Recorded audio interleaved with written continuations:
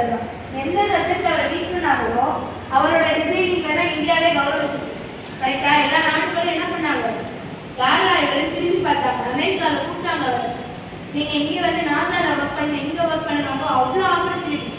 அதெல்லாம் மீறி அவர் எனக்கு ரொம்பவே பர்சனலா நீரோட மாதிரி, நான் சொன்னது யார் தெளிவான நீரோட அது மாதிரி இருப்பாரு. ஒரு பெஸ்ட் எக்ஸாம்பிள் சொல்லவா?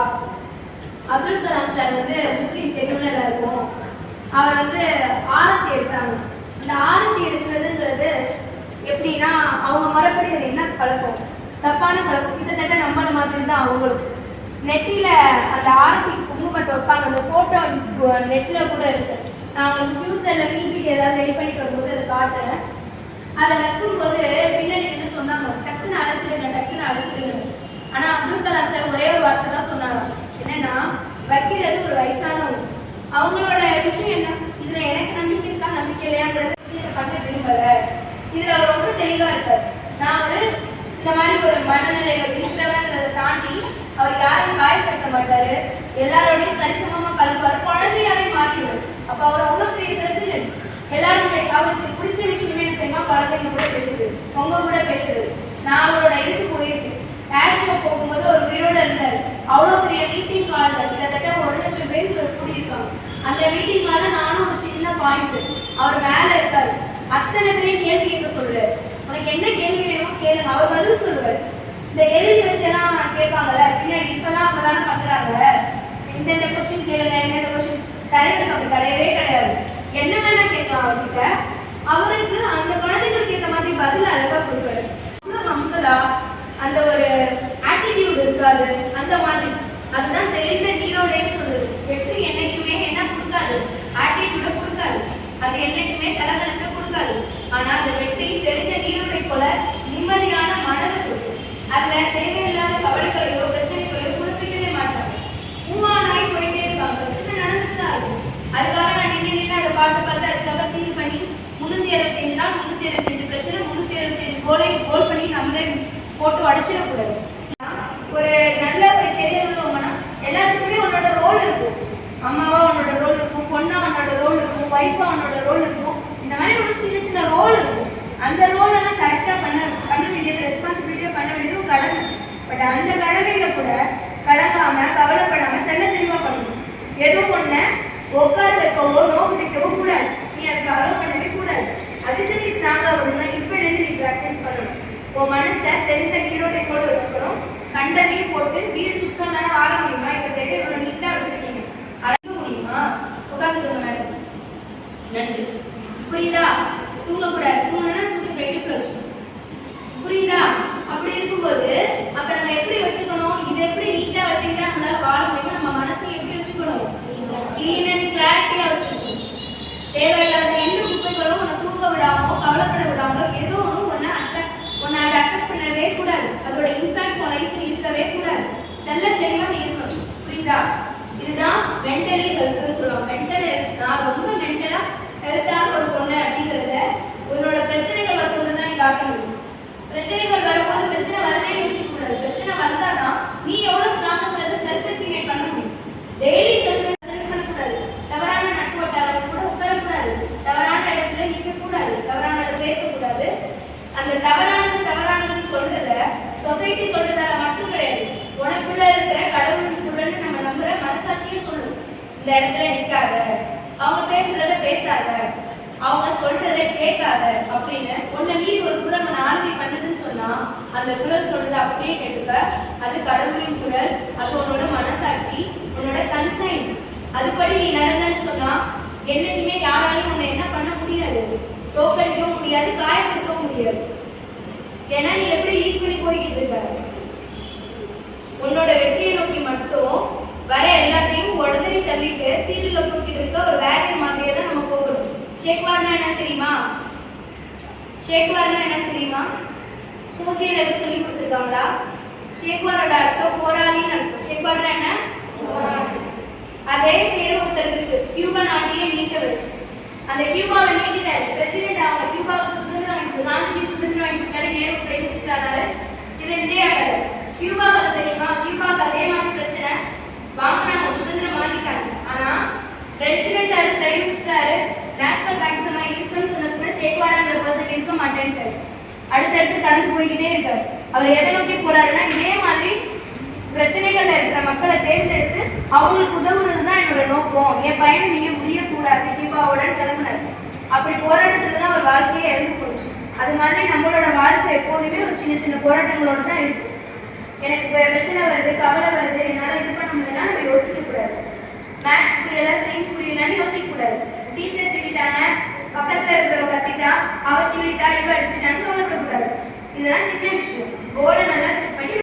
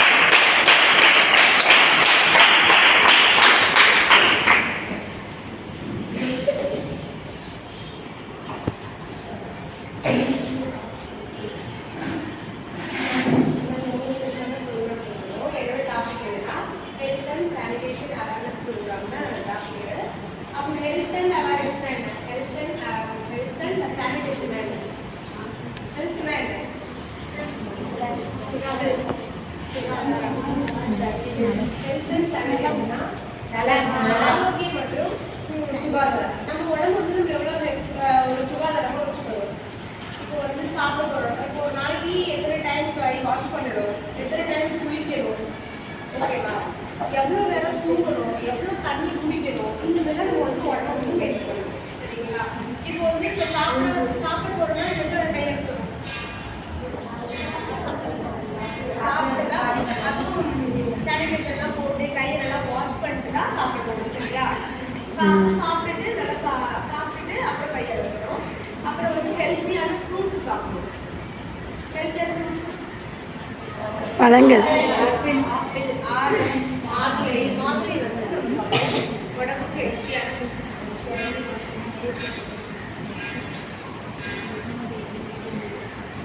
அப்புறம் வந்து சுத்தமான தண்ணீரை குடிக்கணும். அப்புறம் மழை டைம்லாம் நல்லா ஹீட் வாட்டராக குடிங்க, ஓகேவாடா? அப்புறம் வந்து பால், முட்டை, நம்ம உடம்புக்கு வந்து அதெல்லாம் ரொம்ப ஹெல்த்தியான ஒரு பால் சாப்பிடுங்க, அதிகமாக முட்டை சாப்பிடுங்க, ஓகேவா? உங்கள் டாப்பிக்கை பற்றி பேசுகிறீங்க.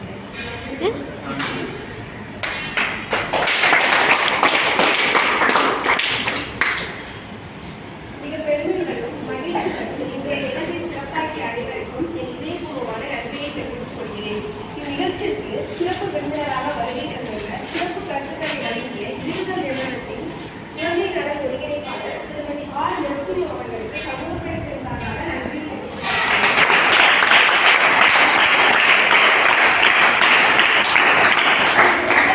சிறப்பாக நடத்த ஆதரவு அளித்த இளைஞர் தொண்டு நிறுவனத்தின் நிறுவனர் திரு ஜே. ராபின் சார் அவர்களுக்கு சமூக பணித்துறை சார்பாக நன்றியை தெரிவித்துக்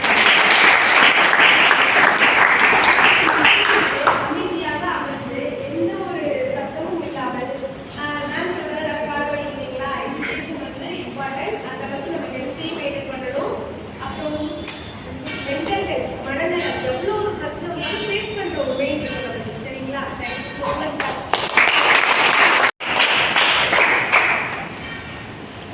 சரி, ஓகேம்மா. மறுபடியும் எல்லாருமே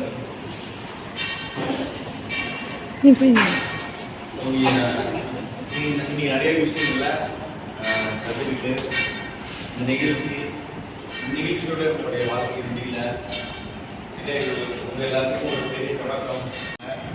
ஸோ பட் ஆனால் நகர வேண்டிய சூழ்நிலை, அடுத்த மேப்ஸ் நம்ம அடுத்த கட்டத்தில் நோக்கி பயணிக்கணும்.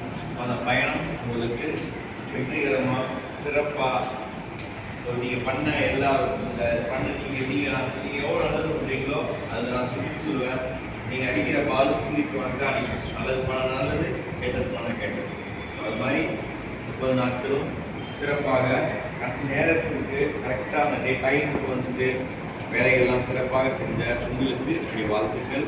வருங்காலத்தில் நீங்கள் எல்லாரும் ஒரு அரசு பணியில் ஒரு சமூகத்துறையில் நான் உங்களை பார்க்கணும், கிரீட்டிங் சைன் போடுற அளவுக்கு நீங்கள் வளரணும், கலெக்டர் ஆஃபீஸில் உட்காரணும். இவர்களுக்காக நாங்கள் மட்டும் கேட்கும் போது நீங்கள் ஒரு கையெழுத்து போடுறதுக்கு இல்லை காய விடாமல் சீக்கிரமாக கையெழுத்து போகிறோம். அந்த அந்த அந்த அந்த பொறுப்பு உங்கள்கிட்ட திரும்பியாக சொல்கிறேன்னா, நீங்கள் அந்த துறையை எடுத்துக்கிட்டீங்க. அடுத்த கட்டத்துக்கு அந்த துறையில் நம்ம எப்படி கவர்மெண்ட் வேலைக்கு போகிறது, அந்த சமூக பணித்துறையில் உட்கார்ந்து குழந்தைகளை மாற்றட்டும், முதியோர்களுக்கு லைசன்ஸ் கொடுத்தா இருக்கட்டும், அதில் என்ன மாற்றம், அதில் ஈஸியாக பண்ணுறதுக்கா அவங்கள அலைவதற்கும் வருங்கால தலைமுறை ரொம்ப கஷ்டம். ஒரு முதியோரை நடத்துறது, ஒரு குழந்தைகளை நடத்துறது ரொம்ப ரொம்ப கஷ்டமாக இருக்கும். அப்போ உங்களை மாதிரி இருக்கிற ஆட்கள் அந்த இடத்துல போய் உட்காரும்போது இந்த பயிற்சி இந்த இதெல்லாம் நீங்கள் கற்றுக்கிறது போய் உட்காரும்போது ஒரு பர்ஃபெக்டான ஒரு என்ன சொல்றது, ஒரு சமூக படித்துறையில் ஒரு பெரிய ஒரு பொசிஷனில் போய் உட்காரணும். அதுக்காக தான் உங்களோட பயணம் இருக்குதே தவிர எந்த நேரத்துலையும் எந்த சூழ்நிலையிலையும் உங்களோட மைண்டை திருப்பி சொல்கிறேன், உங்கள் எல்லாத்துக்கும் சொல்கிறேன், மைண்ட் டைவெர்ட் பண்ணவே கூடாது. படிக்க வேண்டிய வயசில் படிக்கணும், கல்லூரி படிப்பில் என்ன பண்ணணும் அதை தான் பண்ணணும். படிச்சுட்டிங்கன்னா வாழ்க்கையில் கிராமத்தில் வந்து இன்னைக்கு நீங்கள் இந்த இடத்துல நிற்கிறீங்கன்னா அதுக்கு உங்கள் பெற்றோர்கள் ரொம்ப ரொம்ப காரணம். ஸோ எல்லா இடத்துலையும் நம்மளுடைய அப்பா அம்மா மனசுக்குள்ள நினச்சிக்கிறோம், நம்ம தப்பே பண்ண மாட்டோம், தவறுகள் நம்ம தொடாது. ஸோ தயவு செய்து உங்களுடைய பயணம் வெற்றியாக இருக்கணும்னா எப்படி அவங்களுக்கு சொல்லணும், என் மேம் எப்படி அவங்கவுங்கள்ட்ட சொன்னாங்களோ நான் அவங்கள்ட்ட சொல்கிறது என்னன்னா, நீங்கள் உங்களுடைய எம்எஸ்எஃப்ல அடுத்தது என்ன பண்ணலாம், பிஜியில் என்ன பண்ணலாம், கவர்மெண்ட் என்னென்ன வேகன்சி இருக்குது எல்லாமே கூகுளில் சொன்னால் அவருக்கு பெண்ணாவது ஏஐ இருக்குது. ஏஐ சாட் ஜிபிலாம் அது கேட்டால் உடனே பதில் சொல்லிடும். நீங்கள் வந்து நான் எப்படி கவர்மெண்ட் வேலைக்கு போகிறது அப்படின்னு வாய்ஸில் போட்டால் அதுக்கு நான் சொல்லுன்னு சொல்லணும். இப்போ எப்படி சொல்லி மாஸ்டர் பொலிஷன் இருக்கு, நான் என்னெல்லாம் படிக்கலாம். அது மாதிரி இன்னைக்கு இந்த செல்ஃபோன் நல்ல விஷயத்தையும் கற்றுக்கலாம், இதை வச்சு கெட்டும் போகலாம், ஒன்றும் எல்லாமே ஆகலாம். இதை வச்சு நீங்கள் டெவலப் ஆகிறதுக்கு கையில் இருக்கிறதுக்கு லைப்ரரி தாண்டி இதுக்குள்ளே நீங்கள் அடித்த எல்லாமே சொல்கிறேன். இதுக்கு எல்லாத்துக்கும் இதை கரெக்டாக பயன்படுத்துகிறவங்களுக்கு ஜெயிச்சிடலாம். இதை தப்பாக பயன்படுத்திங்கன்னா தோற்றுவீங்க, அதில் மாற்றமே கிடையாது. அதனால் நல்ல இந்த வாழ்த்துக்கள், உங்களுடைய வெற்றி பயணம் கண்டிப்பாக சொல்லணும். நிறைய விஷயம் எல்லாத்துக்கும் வாழ்த்துக்கள். தேங்க்யூ. அமைதியாக கேட்டீங்க, மேம் சூப்பராக பேசினாங்க. எல்லாருமே மேம் தான் தேங்க்யூ.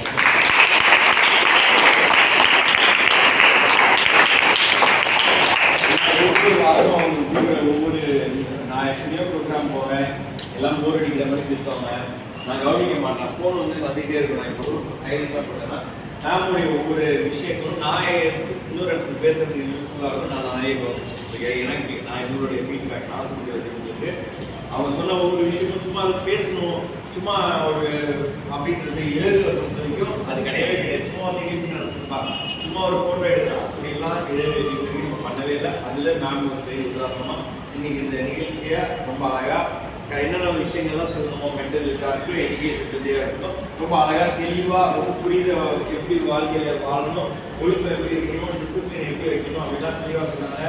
ஸோ மேடமுக்கு என்னுடைய வாழ்த்துக்கள், என்னுடைய நன்றி. அவங்க வந்து பெரிய ரோல், அவங்க ரோல் சாதாரண ரோல் இல்லை.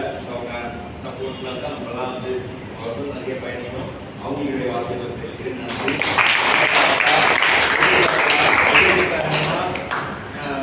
இன்னைக்கு காலையில் தான் பேசுகிறேன். கண்டிப்பாக பசங்களுக்கு கிளாஸ் லாஸ்ட் கிளாஸ் முடியுது, நைட்டு கூட பேசலை. காலைல பேசுனா உடனே வாங்க பசங்களை குளிச்சுட்டு போவாங்க. நீங்கள் ஒரு 10:30 வாங்க. எந்த நேரத்துலையும் எந்த நேரத்தில் ஃபோன் எடுத்தாலும் எடுத்து உடனே ரெஸ்பான்ஸ் பண்ணி வாங்க, பண்ணுங்க, கொடுங்க அப்படின்னு சொல்கிற நிறைய பேர் ஆக்கிறாங்க. நிறைய நன்றி தெரிவிக்கிறேன்.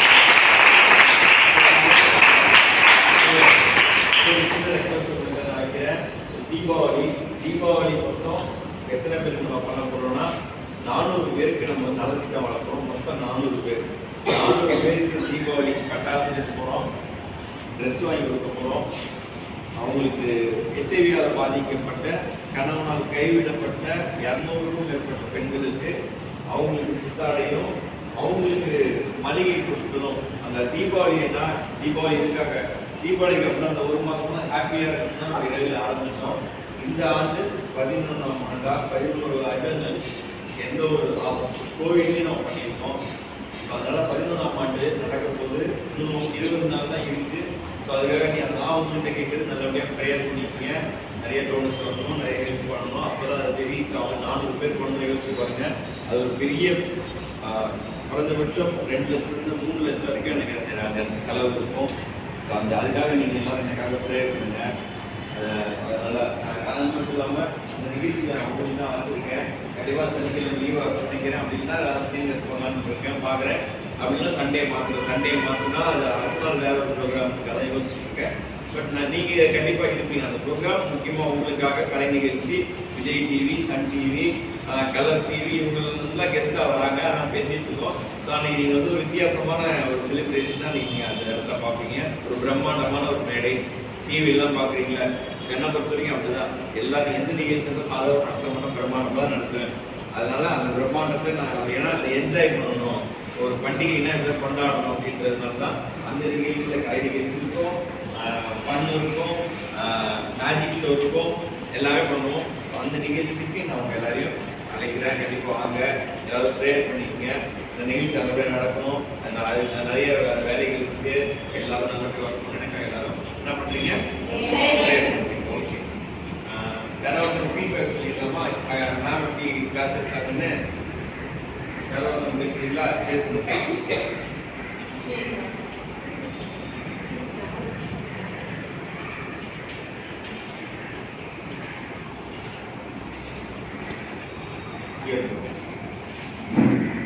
வருஷம் வந்தா அது கை தெரியுமா?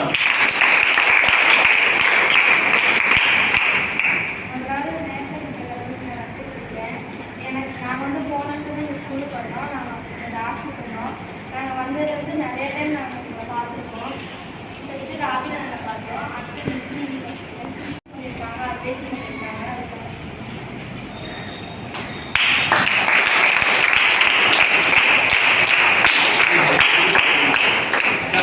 பசங்க தெரியுங்களாக்கா?